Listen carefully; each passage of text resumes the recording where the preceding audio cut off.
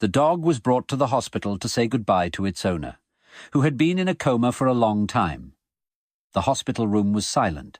Only the steady beeping of the machines broke the oppressive stillness. On the hospital bed lay David, once a strong, cheerful man, now just a body kept alive by machines. The doctors had said there was no hope. Tomorrow, the family had to make the hardest decision. Buddy, a golden retriever, was led into the room. He was usually calm, but something was different this time. He didn't rush happily to his owner like he always did. Instead, he slowly walked up to the bed and stared at David's face. "Go on, Buddy," David's wife, Emma, whispered. "Say goodbye." But Buddy had no intention of saying goodbye.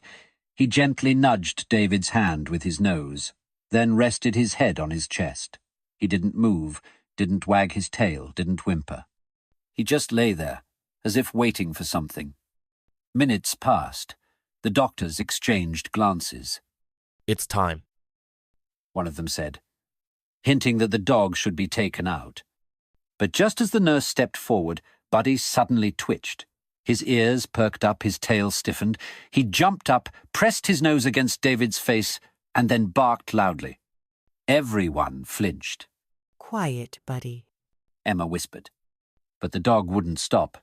He barked, whimpered, and tried to touch David with his paw, as if calling him back.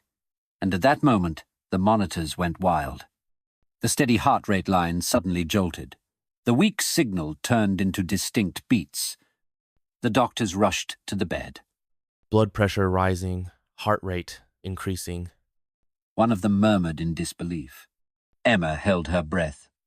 "David, can you hear me?" Her voice trembled.